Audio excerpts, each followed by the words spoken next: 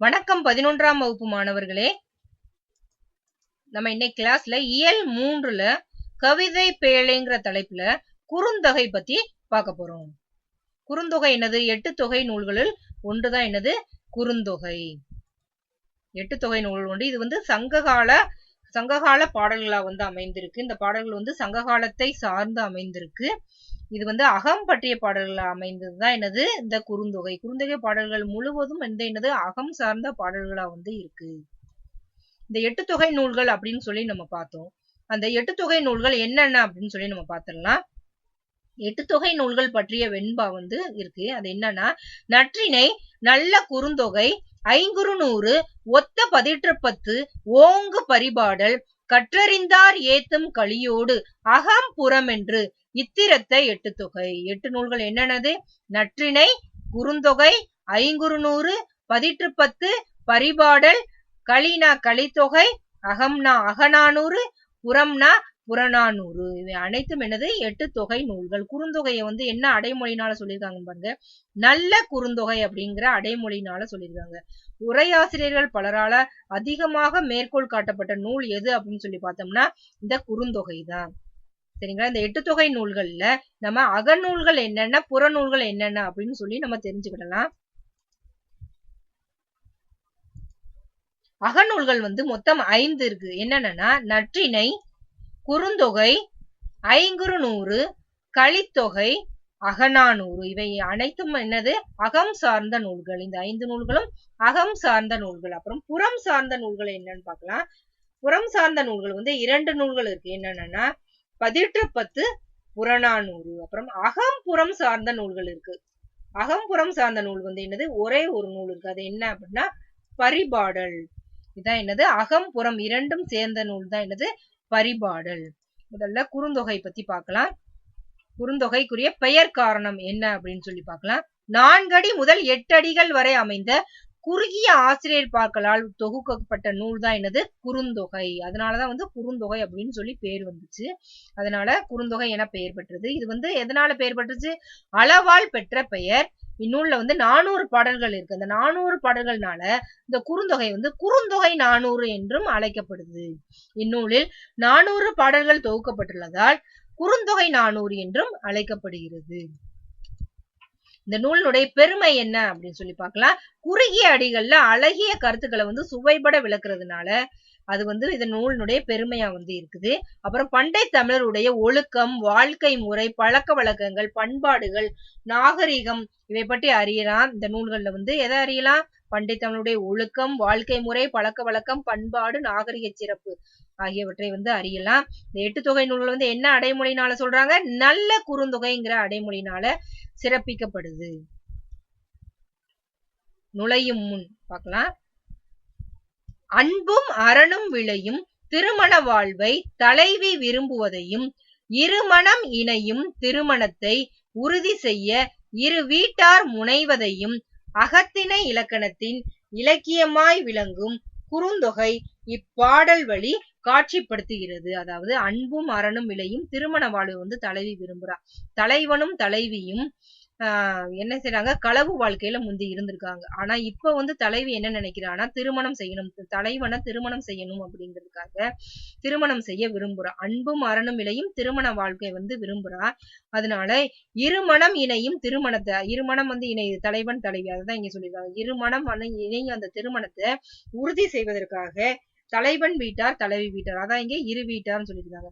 தலைவன் தலைவி இரு வீட்டாரும் திருமணத்துக்கு ஏற்பாடுகள் செய்யறாங்க. அதைத்தான் இங்க சொல்லியிருக்காங்க. இரு வீட்டார் முனைவதையும் இந்த அகத்திணை இலக்கணத்தின் இலக்கியமாய் விளங்கும் இந்த குறுந்தொகை பாடல் வழி காட்சிப்படுத்துது. அந்த திருமணத்துக்கு ஏற்பாடு செய்வதைத்தான் இந்த பாடல் நமக்கு உணர்த்துது. நூல் வெளி பார்த்திடலாம். குறுந்தொகை 8 தொகை நூல்கள் ஒன்று அப்படின்னு சொல்லி நம்ம பார்த்தோம். இது கடவுள் வாழ்த்து நீங்களாக அகத்திணை சார்ந்த 401 பாடல்களை உடையது. இது உரையாசிரியர்கள் பலராலும் மேற்கோள் காட்டப்பட்டு பாடப்பட்டும் வருகிறது, எழுதப்பட்டும் வருகிறது. உரையாசிரியர்கள் பலர் மேற்கோள் காட்டுறாங்க. மேடை பேச்சுல இருந்தாலும் சரி, நூல்கள்ல இருந்தாலும் சரி, இந்த குறுந்தொகையை மேற்கோள் காட்டுறது அதிகமா இந்த குறுந்தொகை நூல்ல தான் மேற்கோள் காட்டுறாங்க. முதல்ல தொகுக்கப்பட்ட தொகை நூல் எது அப்படின்னு சொல்லி பார்த்தோம்னா இந்த குறுந்தொகை தான்.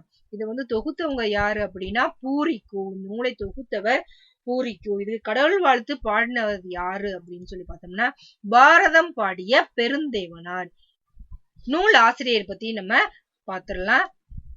இந்த நூலுடைய ஆசிரியர் யாரு? வெள்ளி வீதியார். இவர் வந்து ஒரு பெண்பார் புலவர்.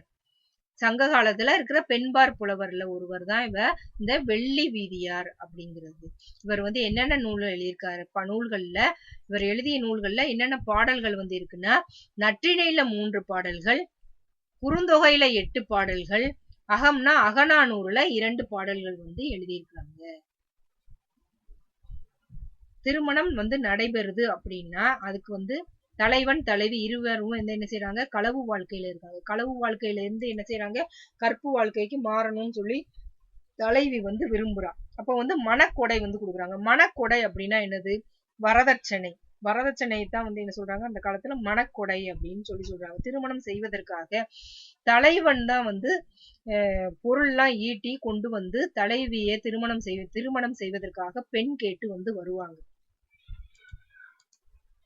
என்ன செய்யறாங்க? தலைவன் வந்து பணம் நகை அனைத்தும் வந்து கொண்டு வந்து தலைவியினுடைய உறவினர்கள் முன்னாடி கொண்டு வந்து வச்சு எனக்கு இந்த பெண்ணை திருமணம் செய்தாங்க அப்படின்னு சொல்லி கேட்பாங்க. அதுதான் வந்து இந்த படத்துல கொடுத்துருக்காங்க பாருங்க.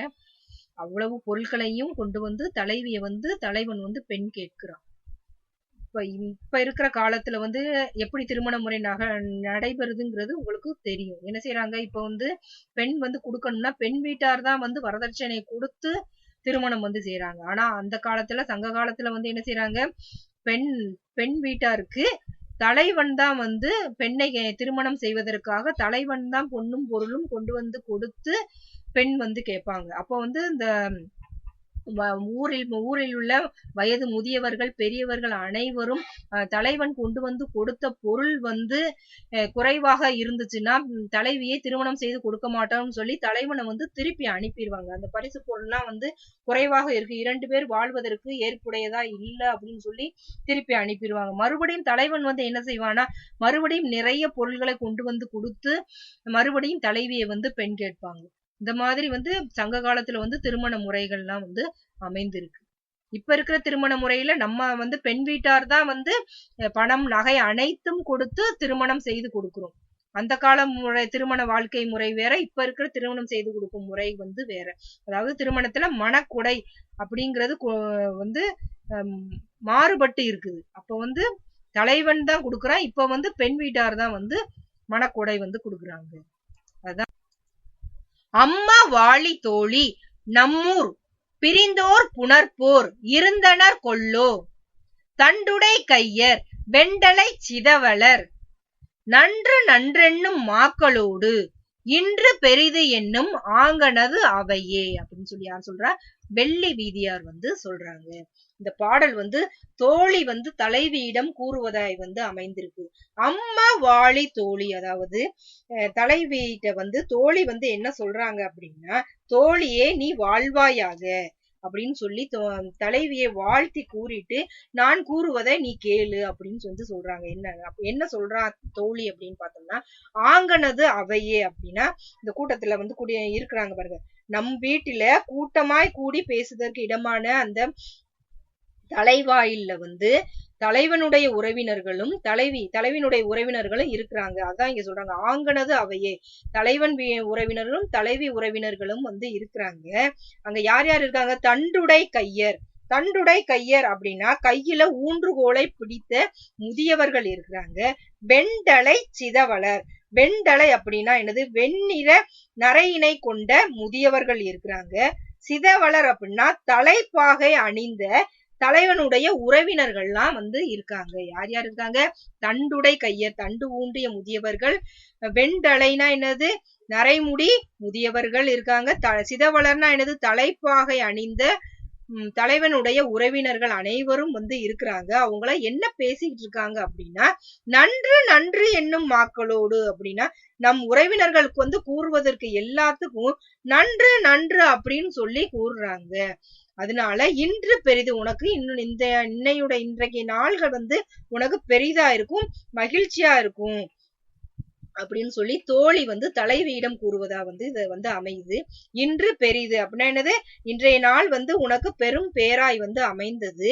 நம்மூர் பிரிந்தோர் புணர்ப்போர் இருந்தனர் கொள்ளோ. அதாவது களவு வாழ்க்கையில இருந்த தலைவனும் தலைவியையும் பிரிந்து வைப்பவர்கள் மட்டும் இல்லாமல் தலைவன் தலைவியை புணர்ப்போர்னா யாரு, சேர்த்து வைக்கும் முதியவர்களும் வயதானவர்களும் இருக்கதான் செய்யறாங்க அப்படின்னு சொல்லி இங்க தலைவியிடம் தோழி கூறுவதாய் அமைந்திருக்கு. நம்ம ஊர்ல தலைவன் தலைவியை பிரிப்பவங்க மட்டும் இல்ல, சேர்த்து வைப்பவர்களும் நம்ம ஊரில் இருக்கிறாங்க அப்படின்னு தோழி சொல்றார்.